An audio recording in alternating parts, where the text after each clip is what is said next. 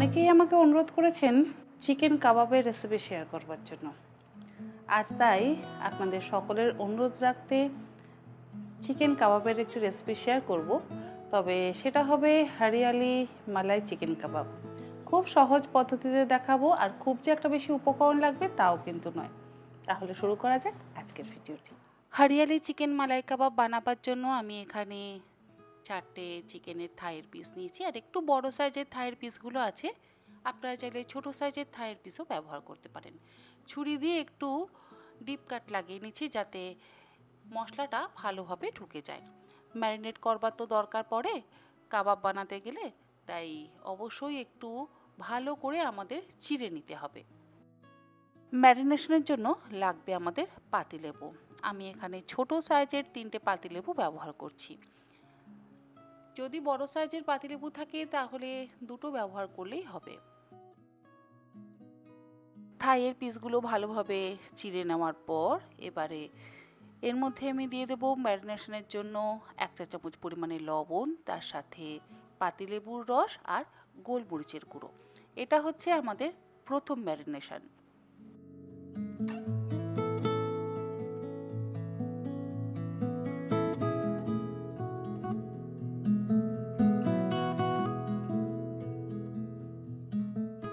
এই 3টে উপকরণ দিয়ে ভালো করে মাখিয়ে নিয়ে 15 থেকে 20 মিনিট রেখে দেব। চিকেন যত বেশি সময় ম্যারিনেট করে রাখা যাবে তত কিন্তু সফট এবং জুসি হবে। আপনারা চাইলে ওভারনাইটও ম্যারিনেট করে রেখে দিতে পারেন।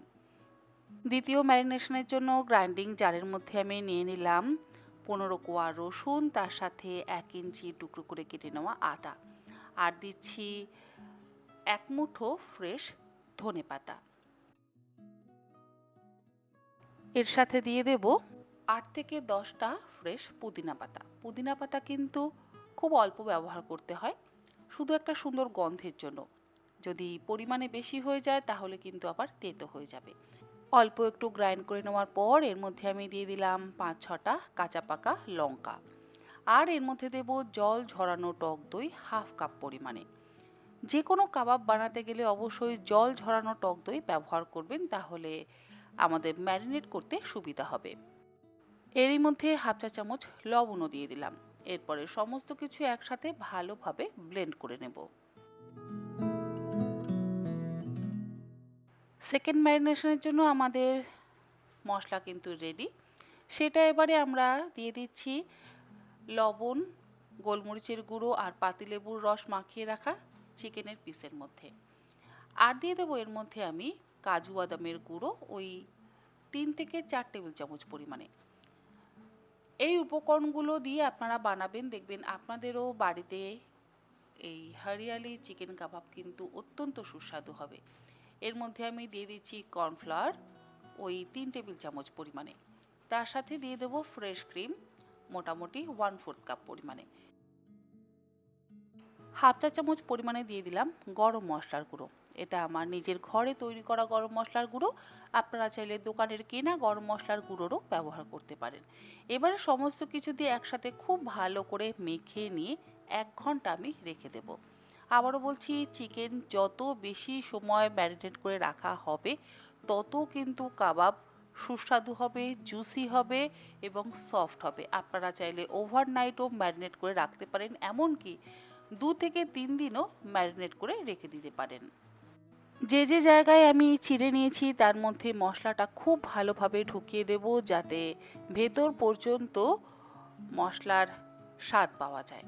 ধনেপাতা, পুদিনা পাতা, রসুন, আদা, কাঁচা লঙ্কা, টক দই এগুলো দিয়ে যে আমি ম্যারিনেশনের মশলাটা তৈরি করেছিলাম তার মধ্যে একটা বরফের টুকরো দিয়ে আমাদের বাকি চাটনিটাও তৈরি করে নিলাম। গ্রাইন্ডিং জারের মধ্যে যেটুকু ছিল সেটার মধ্যেই একটা বরফের টুকরো দিয়ে দিয়েছি, তাতেই আমাদের কাবাবের সাথে খাওয়ার জন্য চাটনি কিন্তু রেডি। চিকেনের থাইয়ের পিসগুলোর মধ্যে আমি একটা ডিম দিয়ে দিলাম বাইন্ডিংয়ের জন্য।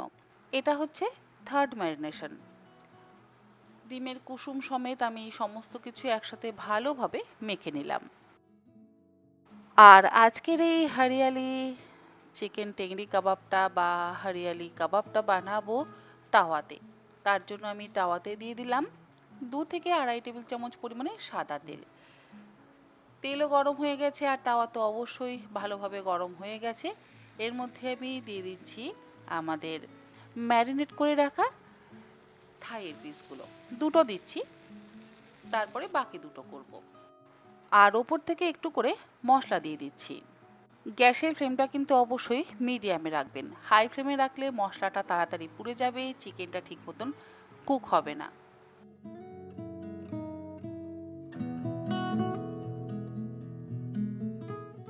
একটা পিঠ হয়ে গেলে অন্য পিঠ আমি উল্টে দিচ্ছি আর ওপর থেকে আবারও অল্প অল্প করে মশলাটা মাখিয়ে নিচ্ছি।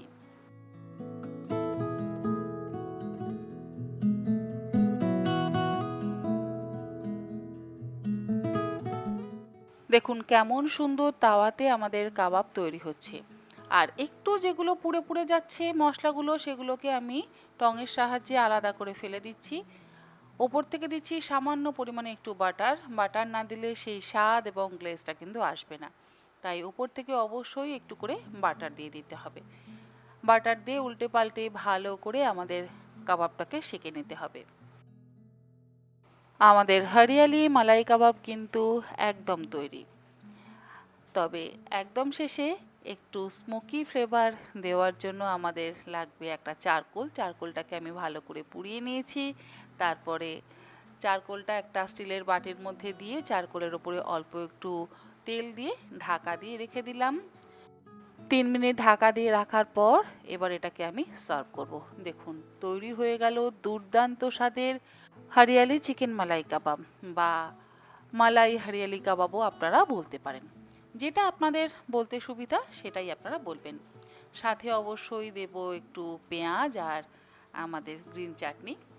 আর যেহেতু হরিয়ালি মালাই কাবাব, তাই আলাদা করে একটু ওপর থেকে আমি মালাই দিয়ে দিচ্ছি। সেই মালাইটা হচ্ছে 1/4 কাপ পরিমাণে ফ্রেশ ক্রিম, আর তার মধ্যে একটা চিজ কিউব দিয়ে একটু মেল্ট করে নিয়েছি। তারপর সেটা আমি কাবাবের ওপরে স্প্রেড করে দিলাম। আশা করি রেসিপিটা আপনাদের ভালো লাগলো। ভালো লাগলে আপনারা এরকমভাবে একবার অন্তত বাড়িতে বানিয়ে দেখবেন, আপনাদের সকলেরই ভালো লাগবে।